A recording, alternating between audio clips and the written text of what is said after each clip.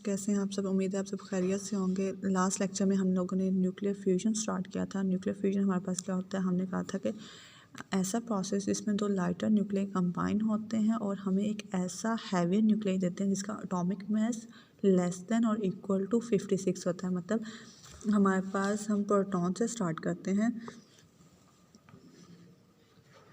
Deuteron ले लेते हैं, हम कार्बन ले लेते हैं,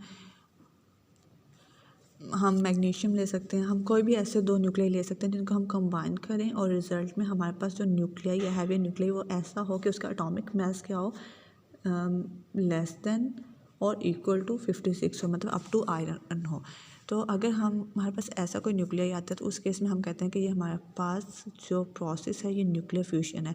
और अगर हमारे पास 56 से इंक्रीज़ कर जाता है तो उस केस में हमारे पास क्या हो कि एनर्जी जो है वो उस तरह से रिलीज़ नहीं होगी। न्यूक्लियाई की जो प्रॉपर्टीज़ हैं वो चेंज होती जाएंगी और वो हमारे पास फ्यूजन में नहीं बल्कि फिशन में चला जाएगा। ठीक है, तो ये हमारे पास न्यूक्लियर फ्यूजन था। फिर इसमें हमने देखा था कि जब भी कोई दो न्यूक्लियाई, मतलब दो पॉजिटिव चार्जेस, आपको पता है जब कंबाइन होते हैं उनके दरमियान रिपल्शन फोर्सेस होती हैं। तो न्यूक्लियर फ्यूजन भी हमारे पास क्या होते हैं, दो पॉजिटिव चार्जेस कंबाइन, दो पॉजिटिव न्यूक्लियाई कंबाइन हो रहे होते हैं और उनको कंबाइन करने के लिए हमारे पास जो उनके दरमियान रिपल्शन फोर्सेस होती हैं उनको ओवरकम करने के लिए कुछ एनर्जी चाहिए होती है। ठीक है, वो एनर्जी हम किस तरह से प्रोवाइड करते हैं, वो हम जैसे अगर हम लेबॉर्ट्री में अगर कोई एक्सपेरिमेंट परफॉर्म कर रहे हैं तो उसमें हम क्या करते हैं कि हम एक्सेलरेटर्स को यूज़ करते हैं। मतलब कि हम एक्सेलरेटर के थ्रू न्यूक्लियाई को एक न्यूक्लियाई को दूसरे न्यूक्लियाई पे इंड्यूस करवाते हैं। ठीक है, उसके अलावा हमारे पास क्या होता है कि लेट्स सपोज अगर हमने नियॉन की हमने एग्जांपल देखी थी, हमारे पास दो नियॉन न्यूक्लियाई हैं, हम क्या करते हैं कि उनको एक वेसल में रखते हैं और उस वेसल का टेम्परेचर क्या करते हैं, इंक्रीज़ करना शुरू कर देते हैं। जब हम उसका टेम्परेचर इंक्रीज़ करते हैं तो टेम्परेचर इंक्रीज़ करते करते एक टाइम आता है हमारे पास कि इनके दरमियान जो बैरियर होते हैं, लेट्स सपोज हमारे पास अगर हमें एनर्जी चाहिए, इनके दरमियान जो पोटेंशियल बैरियर है उसको कवर करने के लिए हमें एनर्जी चाहिए, तो हमें 21 मेगा इलेक्ट्रॉन वोल्ट एनर्जी चाहिए। तो जब ये वेसल का हम टेम्परेचर इंक्रीज़ करते हैं उससे क्या होता है कि न्यूक्लियॉन्स जो है वो आपस में कोलाइड करना शुरू हो जाते हैं और कोलाइड करते करते एक टाइम आता है कि उसका टेम्परेचर जो है वो इतना हो जाता है। तो उस टाइम पे ये क्या होते हैं, दोनों न्यून आपस में फ्यूज़ हो जाएंगे। तो इस तरह से हम डिफरेंट मेथड यूज़ करते हैं न्यूक्लियर फ्यूजन प्रोसेस को अकर करवाने के लिए। ठीक है, ये हमने लास्ट उसमें देखा था। फिर ऐसा प्रोसेस जिसमें हम लोग थर्मल एनर्जी प्रोवाइड करते हुए न्यूक्लियाई को फ्यूज़ करवाते हैं उसे हम थर्मो न्यूक्लियर फ्यूजन रिएक्शन कहते हैं, थर्मो न्यूक्लियर फ्यूजन रिएक्शन। ठीक है, अब उसके बाद हमारे पास अगर हम देखते हैं हमारे पास सोलर सिस्टम जो है उसमें जो भी प्रोसेस हो रहा है, मतलब जो भी एनर्जी प्रोड्यूस हो रही है या लाइट हमारे पास आ रही है वो बेसिकली फ्यूजन प्रोसेस के थ्रू आ रही है। इसलिए हम कहते हैं कि हमारे पास जो लाइफ एग्जिस्ट कर रही है अर्थ में वो बिकॉज ऑफ फ्यूजन रिएक्शन है। ठीक है, अब हमारे पास कुछ टाइप्स हैं फ्यूजन रिएक्शंस की, टाइप्स ऑफ फ्यूजन रिएक्शन। ठीक है, हमारे पास जो फ्यूजन रिएक्शन की टाइप्स हैं वो हमारे पास दो टाइप्स होती हैं। एक हमारे पास होता है डी रिएक्शन और एक हमारे पास होता है डी रिएक्शन। ठीक है, तो सबसे पहले हम जो पॉसिबिलिटी है, सबसे पहले हम देखते हैं कि हम अगर हम दो प्रोटॉन को, जो सबसे एलिमेंट्री या बेसिक रिएक्शन हमारे पास होना चाहिए वो हमारे पास होना चाहिए दो प्रोटॉन के फ्यूजन का। जब दो प्रोटॉन फ्यूज होते हैं तो उसके रिजल्ट में हमारे पास क्या आता है, हीलियम 2 आता है, मतलब एटॉमिक मास 2 आता है। ठीक है, तो ये जो है, ये हीलियम 2 जो है ये हमारे पास स्टेबल नहीं है, एग्जिस्ट नहीं करता, इसलिए हम कहते हैं कि ये रिएक्शन हमारे पास पॉसिबल नहीं है। ठीक है, सेकेंड हमारे पास जो एलिमेंट्री रिएक्शन है वो हमारे पास क्या है, दो ड्यूट्रॉन कंबाइन होते हैं, मतलब ड्यूट्रॉन हमारे पास किससे मिलकर बना है, एक प्रोटॉन और एक न्यूट्रॉन से। ठीक है, तो दो ड्यूट्रॉन कंबाइन होते हैं, इसमें हमारे पास कितने हैं, दो प्रोटॉन और दो न्यूट्रॉन हैं, वो कंबाइन होते हैं और मिलके हमें क्या करते हैं, हीलियम 4 अल्फ़ा पार्टिकल और साथ में गैमा रेज और कुछ साथ में एनर्जी मिलती है 23.8 मेगा इलेक्ट्रॉन वोल्ट की। ठीक है, तो ये हमारे पास इतनी हमें एनर्जी मिलती है। एक हमारे पास इस तरह से ड्यूट्रॉन रिएक्शन होता है, मतलब ड्यूट्रॉन रिएक्शन हमारे पास क्या होते हैं, such reaction in which two deuteron nuclei combine to give us helium nuclei, और हीलियम 3 हो सकता है, ट्रिटियम हो सकता है। ठीक है, तो हम कहते हैं कि हमारे पास ड्यूट्रॉन रिएक्शन क्या होते हैं, such reactions in which two deuteron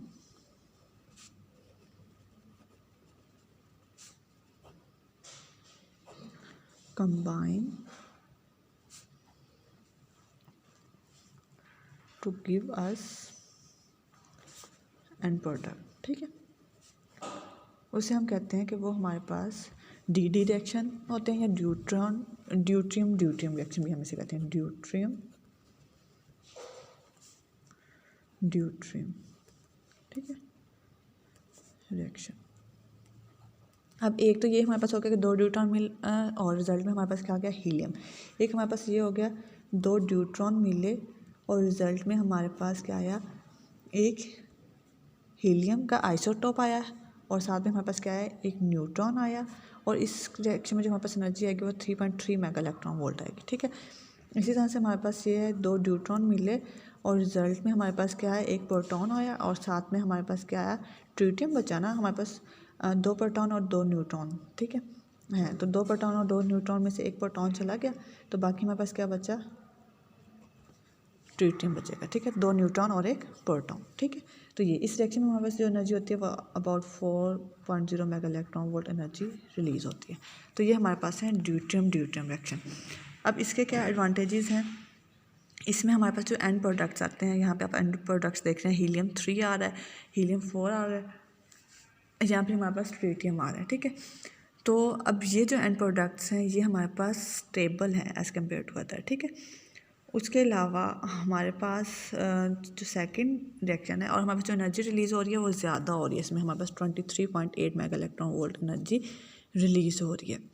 उसके बाद हमारे पास जो सेकंड टाइप है वो हमारे पास है DT रिएक्शन, या हम इसे कह सकते हैं ड्यूट्रियम ट्रिटियम रिएक्शन, ठीक है, ड्यूट्रियम ट्रिटियम, ठीक है। ड्यूट्रियम ट्रिटियम रिएक्शन से क्या मुराद है, ड्यूट्रियम ट्रिटियम से नेम से हमें शो हो रहा है कि सच रिएक्शन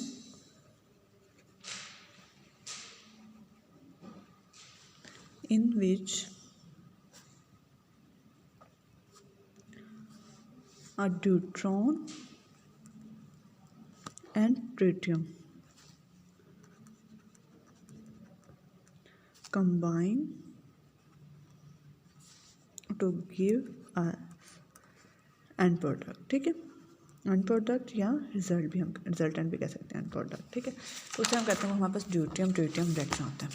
इसके हमारे पास जो एग्जांपल है वो हम इस तरह ले सकते हैं कि हमारे पास एक ड्यूट्रॉन और एक ट्रिटियम, आपको पता है ड्यूट्रियम और ट्रिटियम दोनों क्या हैं, वो हाइड्रोजन के आइसोटॉप हैं, वो कंबाइन हुए और रिजल्ट में हमारे पास क्या आया, हीलियम आया, हमारे पास हीलियम 4 ठीक है। एक न्यूट्रॉन बच गया, वो न्यूट्रॉन हमारे पास ऐसे आ जाएगा और साथ में हमारे पास क्या आएगी, एनर्जी आएगी 17.6 मेगा इलेक्ट्रॉन वोल्ट, ठीक है। तो ये हमारे पास ड्यूट्रॉन और ड्यूट्रियम ट्रिटियम रिएक्शन से, ठीक है। ड्यूट्रियम ट्रिटियम रिएक्शन जो है, ये जो न्यूट्रॉन होते हैं ना, ये हमारे पास फास्ट न्यूट्रॉन्स होते हैं जो इस रिएक्शन के रिजल्ट में एमिट होते हैं। तो इस रिएक्शन को हम एनर्जी गेन करने के लिए भी यूज़ करते हैं और हम फास्ट न्यूट्रॉन्स गेन करने के लिए भी यूज़ करते हैं, ठीक है।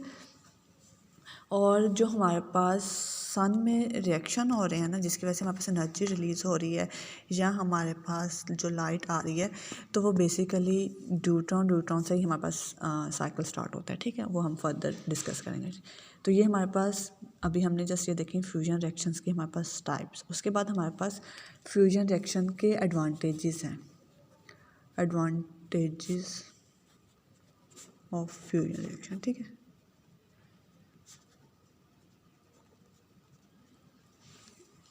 एडवांटेजेस में हमारे पास क्या है, सबसे पहला हमारे पास जो, अगर हम ओवरऑल देखें फ्यूजन रिएक्शन और फिशन रिएक्शन कंपेयर करें, तो हमारे पास फ्यूजन रिएक्शन को भी हम इलेक्ट्रिसिटी पर्पस के लिए यूज़ कर सकते हैं, मतलब फॉर जनरेशन ऑफ इलेक्ट्रिसिटी हम यूज़ कर सकते हैं। हमारे पास जो फ्यूजन रिएक्शन है वो सेफ़ है, क्लीन है, और अगर हम अपने फ्यूचर पर्सपेक्टिव से देखें तो हमारे पास फ्यूजन रिएक्शंस जो हैं उसकी एप्लीकेशन ज़्यादा हैं, ठीक है। तो एडवांटेजेस हम देखें तो हमारे पास क्या है,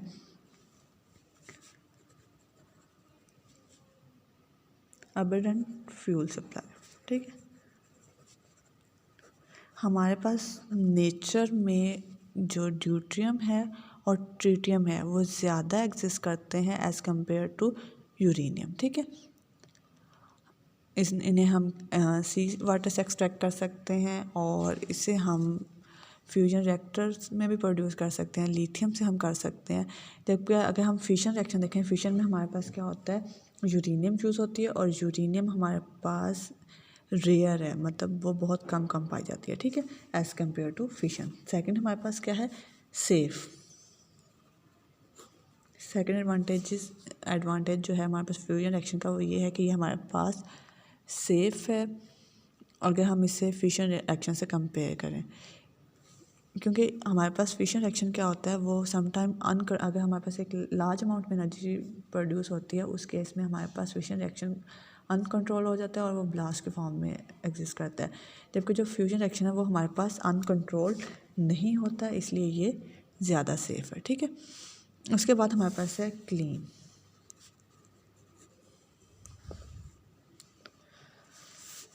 हमारे पास फ्यूजन रिएक्शन में कंबस्टन नहीं है, नो कंबस्टन अकर,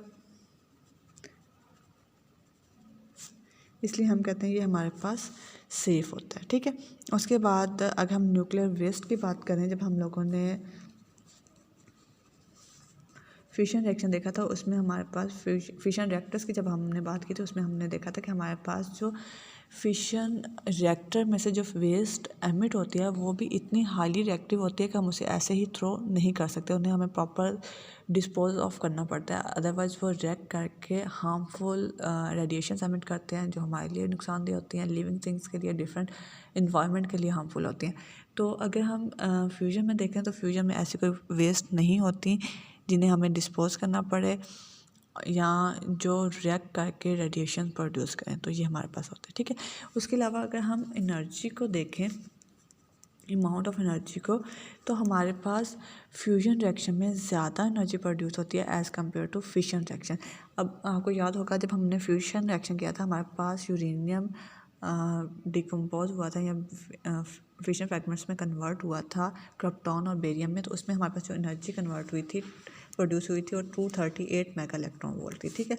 तो अगर हम इसकी बाइंडिंग एनर्जी पर न्यूक्लियन देखें तो हमारे पास 200 mega electron volt energy produce हुई थी। और हम अगर यूरेनियम के देखें, अगर binding energy per nucleon calculate करें तो इसे हम क्या करेंगे, 238 पे डिवाइड करेंगे ना, तो ये हमारे पास 0 पॉइंट समथिंग आएगी एनर्जी, ठीक है। और इसी तरह से अगर हम यहाँ पे देखें, अगर हमने दो ड्यूट्रॉन को कंबाइन किया तो हमारे पास क्या एनर्जी है, 223 मेगा इलेक्ट्रॉन वोल्ट एनर्जी आ रही है। इसके हम बाइंडिंग एनर्जी पर न्यूक्लियन अगर हम करें तो ये हमारे पास ज़्यादा आएगी as compare to fission reaction. तो हमारे पास फ्यूजन रिएक्शन में एनर्जी जो होती है वो ज़्यादा रिलीज़ होती है। इन केस अगर हम जैसे जो हमारे पास एनर्जी प्रोड्यूस होती है उसे हम फर्दर इलेक्ट्रिसिटी में कन्वर्ट करते हैं, तो हमारे पास इसी तरह से फ्यूजन रिएक्शन में जो एनर्जी प्रोड्यूस होगी उसे अगर हम इलेक्ट्रिसिटी में कन्वर्ट करेंगे तो हमारे पास कॉस्ट जो होगी वो बहुत कम आएगी। उसके अलावा हमने देखा कि ये हमारे पास सेफ़ है as compare to fission reaction. हमारे पास ये फ्यूजन रिएक्शन अनकंट्रोल नहीं होते। इसके अलावा हमारे पास एबंडेंट होता है, मतलब जो हम जिन न्यूक्लियाई को फ्यूजन रिएक्शंस के लिए यूज़ करते हैं वो हमारे पास नेचर में ज़्यादा एग्जिस्ट करते हैं एज़ कम्पेयर टू उन न्यूक्लियाई के जिन्हें हम फिशन रिएक्शन में यूज़ करते हैं, ठीक है। उसके अलावा हमारे पास जो न्यूक्लियर वेस्ट होता है वो लेस हार्मफुल होता है as compare to fission reaction, ठीक है। उससे पहले हमने टाइप्स देखी थी। हमारे पास न्यूक्लियर फ्यूजन की दो टाइप्स होती हैं, डी रिएक्शन और डी रिएक्शन। और डी रिएक्शन हमारे पास क्या होते हैं, ऐसे रिएक्शन होते हैं जिनमें दो ड्यूट्रॉन कंबाइन होते हैं to give us end product. और डी रिएक्शन ऐसे रिएक्शन होते हैं जिसमें एक ड्यूट्रॉन और एक ट्रिटियम जो होता है वो कंबाइन होता है। ड्यूट्रॉन और ट्रिटियम दोनों हमारे पास आइसोटोप्स हैं हाइड्रोजन का। ड्यूट्रॉन जो होता है वो 2-1 एटॉमिक मास 2 होता है और एटॉमिक नंबर 1 होता है। जो ट्रिटियम होता है एटॉमिक मास 3 होता है, मतलब थर्ड आइसोटोप है हमारे पास हाइड्रोजन का। एटॉमिक मास 3 होता है, 2 न्यूट्रॉन और 1 प्रोटॉन से मिलकर बनता है, ठीक है। तो जब हमारे पास ड्यूट्रॉन और ट्रिटियम कंबाइन होते हैं तो वो हमारे पास डी रिएक्शन होता है, ठीक है। अगर हम एनर्जी पर्सपेक्टिव से देखें तो हमारे पास डी रिएक्शन में ज़्यादा एनर्जी रिलीज़ होती है। और अगर हम डी रिएक्शन को देखें तो उसमें हमारे पास जो न्यूट्रॉन्स होते हैं वो फास्ट न्यूट्रॉन्स होते हैं। हमें जैसे फिशन रिएक्शन में न्यूट्रॉन्स चाहिए होते हैं, तो हम या कोई ऐसे स्टडीज़ जिसमें हमें फास्ट न्यूट्रॉन्स चाहिए वहाँ पे हम क्या करते हैं, DT रिएक्शन करवाते हैं, वहाँ उसके रिजल्ट में जो हमारे पास न्यूट्रॉन्स होते हैं उन्हें हम फर्दर यूज़ करते हैं। वैसे हमारे पास जो DD और DT रिएक्शंस जो हैं, इनको जो हमारे पास सोलर में जो रिएक्शन होते हैं सन में, वो बेसिकली यहाँ से स्टार्ट होते हैं। ठीक है, उम्मीद है आपको समझ आ गई होगी। जो अगर कोई क्वेश्चन है तो आप पूछ सकते हैं। अल्लाह हाफिज़, फ़ी अमान अल्लाह।